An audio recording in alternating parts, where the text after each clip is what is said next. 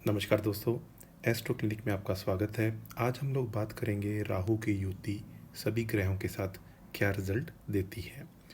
दोस्तों, राहु जो है एक तरीके का छाया ग्रह है, यानी इसकी अपनी कोई भी राशि नहीं है और ऐसा माना जाता है कि ये शनि की तरह ही रिजल्ट देता है।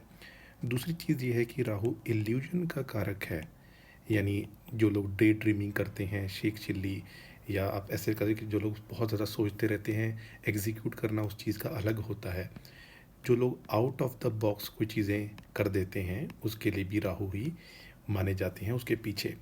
राजनीति में अगर राहु सही जगह बैठा हो तो इंसान बहुत अपार सफलता हासिल कर लेता है। इसके अलावा सिनेमा जगत में पॉपुलर होने में जो भी इन्फ्लुएंसर्स हैं, इन सब में राहु का बहुत इम्पोर्टेंट योग होता है। दोस्तों, सबसे पहले हम बात करेंगे राहु और सूर्य की। सामान्यतः इसे ग्रहण दोष की श्रेणी दी जाती है, लेकिन आप देखेंगे डोनाल्ड ट्रंप के केस में राहु और सूर्य एक साथ बैठे हैं 10वें ही घर में। उनकी 5 नंबर यानी सिंह लगन की कुंडली है और यहाँ 2 नंबर राशि आती है। 2 नंबर में राहु उच्च के माने जाते हैं, 2 और 3 में राहु उच्च के माने जाते हैं और 8 और 9 में नीच के। और यहाँ पे ही उनके सूर्य बैठे हैं जो यहाँ पे दिग्बली होते हैं, और आप देखिए कि वो प्रेसिडेंट बने, फिर दोबारा प्रेसिडेंट बने। तो राहु और सूर्य अगर एक साथ हों तो ऐसे ग्रह दोनों के दोनों आप कह सकते हैं कि क्रूर ग्रह हैं, और लेकिन राजनीति में भी इंसान जा सकता है क्योंकि सूर्य सरकार के कारक हैं। तो इन दोनों के इन जनरल युति को हम शुभ नहीं मानते, लेकिन क्योंकि ये ग्रहण योग बन जाता है, सूर्य सभी को अस्त करते हैं लेकिन राहु सूर्य पे ही छाया डाल देते हैं। लेकिन अगर ये अच्छे घरों में बना हुआ हो तो इंसान को शुभ फल फिर प्राप्त हो सकता है। कहाँ पे? जैसे राजनीति में, सत्ता में, या कोई ऐसे बड़े, जैसे कई लोग होते हैं जो एम्बेसडर्स हैं, यानी दूसरे देशों में जाके अपने देश की बात रखते हैं, तो वहाँ पे भी ये देखा जाता है कि राहु और सूर्य कुंडली में अगर ऐसे अच्छे बैठे हों, अच्छे नक्षत्र में हों, तो फिर ये युति बहुत अच्छी सफलता देती है, सुख सुविधाएं दिलाती है, सरकार पक्ष से बहुत उन्नति कराती है। अगर नहीं अच्छे हों तो फिर पिता को कष्ट होता है, इंसान के खुद की नौकरी में बार बार आने जाने के चांस बन जाते हैं। ऐसी स्थितियाँ देखी गई हैं। अब बात करते हैं राहु और चंद्रमा की। अब ये भी एक तरीके का ग्रहण दोष ही है, क्योंकि राहु चंद्रमा और सूर्य को ही अपने पक्के शत्रु मानते हैं। अगर ये युति हो तो इस युति में ये देखा जाता है कि यूजली ऐसा इंसान यात्राएं काफ़ी करता है, क्योंकि चंद्रमा बहुत फास्ट मूविंग प्लेनेट है और राहु कहते हैं और करे अच्छा है। अगर युति अच्छी बन रही हो तो यात्रा धार्मिक भी हो सकती है, और लेकिन स्वास्थ्य के लिए कहीं ना कहीं ये युति इतनी अच्छी नहीं मानी जाती। और ऐसा इंसान, क्योंकि ये मन के कारक हैं चंद्रमा, तो मानसिक परेशानियां जैसे एपिलेप्सी है, माइग्रेन है, या कोई भी ऐसी जो भी ऐसी बीमारियां होती हैं, तो उनका भी उनके पीछे भी यही देखा जाता है। आप ऐसे कह सकते हैं कि ऐसा इंसान जो होगा वो निर्मल तो होगा क्योंकि चंद्रमा का असर आ जाएगा, लेकिन फिर भी राहु की वजह से चंद्रमा प्रभावित होते हैं। अब इस युति में अचानक धन लाभ भी हो सकता है। अगर ऐसी युति अच्छे स्थान में बन रही हो तो इंसान विदेश में जाके भी अच्छा धन कमा सकता है। तो वो डिपेंड करेगा कि वो युति बन कहाँ रही है दोस्तों। लेकिन व्यापार में, अंतर्राष्ट्रीय व्यापार में ये युति अच्छे रिजल्ट भी दे सकती है, ऐसा आपको मानना चाहिए। चलिए, अब हम राहु और सूर्य और चंद्रमा की युति के बाद अब समझेंगे राहु और मंगल की युति। इस युति को कहा जाता है अंगारक योग। और दोस्तों, अंगारक क्यों? क्योंकि जो मंगल हैं वो अग्नि के कारक हैं, फायर एलिमेंट हैं, और राहु जो है उनको और ज़्यादा खराब करने का काम करते हैं। ऐसा इंसान के एक तो आप कह सकते हैं कि शत्रु बहुत होते हैं। शत्रु पे ऐसा इंसान खैर विजय भी पा लेता है क्योंकि अंगारक दोष बनता है, लेकिन फिर भी झगड़े में, विवाद में, तो उस सब में चीज़ों में इंसान पड़ता है। लेकिन साहस पराक्रम भी काफ़ी ज़्यादा भरा हुआ होगा। ऐसा इंसान के अंदर क्रोध थोड़ा ज़्यादा होगा, कठोर भी होगा, यानी आप इन जनरल उसको नहीं इजीली मना सकते। और अगर आप अगर जैसे हिस्ट्री या उसके बारे में स्टडी करते हैं, तो अगर आपने चाणक्य के बारे में सुना होगा कि ऐसा इंसान षड्यंत्र भी कर सकता है, या ऐसा इंसान प्लानिंग, कूटनीति भी बहुत ज़बरदस्त तरीके की कर सकता है। लेकिन अचानक दुर्घटना हो जाना, ये सारी चीज़ें देखी गई हैं। और इसके अलावा मैं आपको ये भी बता दूं कि ये बंदे की अगर फोर्थ हाउस में एग्जाम्पल ये योग बन जाए, क्योंकि मंगल 10th हाउस में दिग्बली होते हैं और फोर्थ हाउस में अगर ये योग बन जाए तो फिर ये एक तरीके का आप कह सकते हैं कि ये वास्तु दोष भी कुंडली में बन जाता है। अगर यही युति फिफ्थ हाउस में हो तो फिर संतान के लिए ठीक नहीं होती। तो हमें ये भी देखना होता है युति बन कहाँ रही है और किस राशि में बन रही है। अगर 4 नंबर राशि में बन रही हो जिसमें मंगल नीच के हो जाते हैं तो फिर माता के लिए कष्ट होगा। और मंगल ब्लड के कारक हैं, तो माता की मृत्यु हो सकता है, चाइल्ड बर्थ में ही हो जाए। तो ऐसी भी चीज़ें हो सकती हैं। दोस्तों आगे बढ़ेंगे, अब हम बात करेंगे राहु और बुध। इसे इन जनरल कहा गया है जड़त्व योग। जड़त्व योग का मतलब है कि बुध है बुद्धि और विनाश काले विपरीत बुद्धि, यानी जब आपको जो चीज़ करनी चाहिए सही सोच समझ के साथ वो इंसान नहीं कर पाता, स्पेशली अगर ये युति बुरे घर में बन रही हो। दोस्तों जैसे 8 नंबर राशि मैं आपको एग्जांपल देता हूँ। 8 नंबर, अब यहाँ पे 8 नंबर के शत्रु जो हैं बुध हैं और राहु तो खैर यहाँ नीच के ही हो जाएंगे। अगर ये युति ऐसी बन गई तो ऐसा इंसान अगर पॉलिटिक्स में जाएगा तो बहुत दुष्कर्म करेगा या ऐसी चीज़ें करेगा जिससे जनता को भारी नुकसान झेलना पड़े। बुद्धिमान ज़रूर होगा, तर्क शक्ति भी होगी, भाषा का भी ज्ञान होगा, व्यापार भी कर सकता है, लेकिन राजनीति में धोखा करना, छल कपट करना, प्रपंच करना, फरेब करना, कलंक लगा देना किसी के ऊपर, तो ऐसी चीज़ें भी वो कर सकता है। बुध को क्योंकि मानसिक रोगों से भी जोड़ा जाता है चंद्रमा के बाद, तो इसलिए कुछ मानसिक रोग भी ऐसे इंसान को हो सकते हैं।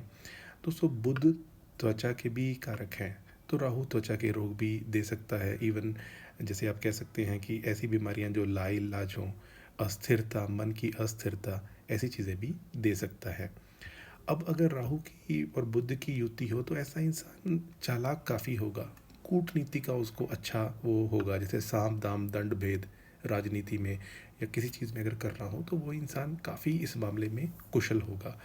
और इसके अलावा मैं आपको ये भी बता दूं कि ऐसा इंसान छोटी छोटी बात पर भी झूठ बोल सकता है, लेकिन अगर यही युति अच्छे घरों में बन रही हो, जैसे 3 नंबर में ये युति बन रही हो, क्योंकि बुध का अपना घर है और राहु 3 नंबर राशि में उच्च के होते हैं, तो ऐसा इंसान एथिकल हैकर, जो कई लोग ऐसे हैं जो सीबीआई में और बड़ी ऐसी संस्थानों में एफबीआई में काम करते हैं, जो लोग कैसे ये ऑनलाइन ट्रांजैक्शन को कैसे पकड़ना है या वायरस को कैसे, वो ऑनलाइन वायरस कैसे करके और किसी का हैक कर लेना है, तो फिर बहुत ज़बरदस्त एथिकल हैकर भी बन सकते हैं। दोस्तों अब हम बुध के बाद आगे बढ़ेंगे और बात करेंगे गुरु के साथ अगर युति हो राहु की। सामान्यतः इस युति को कहा जाता है गुरु चांडाल योग, या आप दोष कह सकते हैं। राहु जो हैं ये माया के कारक हैं, भोग के कारक हैं और गुरु ज्ञान के कारक हैं। जिस इंसान को ज्ञान ही सही ना मिले तो वो सही मार्ग पे कैसे चलेगा। जैसे बचपन से अगर हमें संस्कार अच्छे ना मिले हों, हमें हमारे घर वाले मंदिर गुरुद्वारे या ऐसी धार्मिक जगह नहीं लेके गए हों, हमें ये नहीं सिखाया गया हो कि औरतों का सम्मान करना चाहिए, तो नेचुरल सी बात है हमारे अंदर कमी आ जाएगी कि हमें इन चीज़ों का पता ही नहीं है। तो अगर राहु और गुरु की युति होगी तो गुरु चंडाल की वजह से ऐसा इंसान परंपरा विरोधी होता है, अपने मेंटोर्स की ही बात नहीं सुनता, उसको जो गुरु मिलते हैं वो भी अच्छे नहीं मिलते, आध्यात्म में उसकी रुचि नहीं होगी, घर में पाठ पूजा हो रही होगी तो वो दूर जाके बैठ जाएगा, यानी उसमें शामिल नहीं होगा। तो राहु जो गुरु के जो सात्विक आप कह सकते हैं जो शुभ गुण हैं या अच्छे गुण हैं उनकी राहु कमी कर देगा। तो ये कुंडली अगर आप कहें कि जैसे पहले घर में बन जाए एग्जाम्पल, तो ऐसा इंसान फिर धर्म के प्रति रुचि रखेगा ही नहीं, नास्तिक होगा, क्योंकि राहु तो आके लगन में ही बैठ गए हैं। अगर धर्म कर्म में काम भी करेगा तो वो फिर भी पाखंड ज़्यादा करेगा, स्पेशली अगर युति अच्छे घर में नहीं बन रही हो। और इसके अलावा मैं आपको ये भी बता दूं कि इस ऐसे इंसान को, क्योंकि गुरु जो हैं वो संतान के या मैरिज के कारक हैं, तो ऐसे इंसान को संतान की तरफ से चिंता रहेगी और उसकी जो स्पाउस होगा उसके साथ भी उसके कुछ ना कुछ मतभेद होंगे, क्योंकि जो बृहस्पति हैं वो इस स्त्रियों की कुंडली में, स्पेशली वैसे सभी की कुंडलियों में मैरिज का भी योग बनाते हैं। तो अगर मैरिज भी होगी तो एकदम से होगी, यानी एक्सपेक्ट नहीं की होगी। तो ऐसे इंसान को अगर सही दिशा नहीं मिले तो वो अपने ज्ञान का दुरुपयोग भी कर सकता है, जो औरों के लिए भविष्य में नुकसानदेह हो सकता है। तो ऐसे इंसान को अपने एडवाइज़र्स को हमेशा अच्छा चूज़ करना चाहिए। दोस्तों मेरे चैनल पे ही मैंने इंदिरा गांधी जी की भी एक सेलिब्रिटीज़ की जो प्लेलिस्ट है उसमें अलग-अलग सेलिब्रिटीज़ की या फेमस पर्सनैलिटीज़ की मैंने कुंडली डाली हुई है। उसमें इंदिरा गांधी जी की कुंडली में भी आप देखेंगे कि उनको एडवाइज़र्स अच्छे नहीं मिले थे, जबकि 7 में से 6 ग्रह राशि परिवर्तन योग में थे। इतनी ज़बरदस्त उनकी कुंडली है, लेकिन एडवाइज़र सही नहीं मिलना, ये चीज़ उनके साथ हुआ था। तो मोटा मोटा ये आपको आपने समझा। अब हम आगे बढ़ेंगे और बात करेंगे राहु और शुक्र की। दोस्तों बृहस्पति के बाद जो नैसर्गिक तौर पे शुभ ग्रह हैं वो हैं शुक्र। और शुक्र जो हैं ये भोग के कारक हैं, यानी कोई भी इंसान कोई चीज़ को इंजॉय करता है, लेविश लाइफ को, घूमने फिरने जाता है, खान पीन पे इंजॉय करता है, तो जो भोग की वस्तुएं होती हैं उसके कारक शुक्र हैं। और राहु शुक्र के साथ होते हैं तो ऐसे इंसान के करेक्टर के ऊपर क्वेश्चन लगा देते हैं, स्पेशली अगर अच्छे घर में नहीं बैठे हों, यानी अच्छे घर के अंदर ना हो। ऐसे इंसान के अंदर कभी कभार क्रोध भी ज़्यादा आ सकता है। ये जैसे नॉर्मली जो शुक्र हैं वो क्रोध के कारक नहीं है, वो मंगल उसके कारक हैं, या आप कह सकते हैं कि राहु उसके कारक है। लेकिन ये शुक्र जो है वो नॉर्मली क्रोध का कारक नहीं होता, लेकिन राहु ऐसा करा देता है। ऐसे इंसान के अंदर उसके स्वभाव की वजह से उसके मित्र मंडली में, रिश्तेदारों में भी उसका धीरे धीरे करके उनको उससे दूरियां हो जाती हैं। हालांकि ये दोनों एक दूसरे के मित्र हैं, यहाँ समझने की बात यही है कि राहु और शुक्र एक दूसरे के मित्र हैं, तो इसलिए इस इंसान का ये प्रेम विवाह करा सकते हैं। और ऐसे इंसान के जो है वो गुप्त संबंध भी करवा सकते हैं। गुप्त संबंध का मतलब होता है जैसे मैरिज है लेकिन कहीं और रिलेशनशिप हो गया, तो ऐसी स्थिति भी देखी जाती है।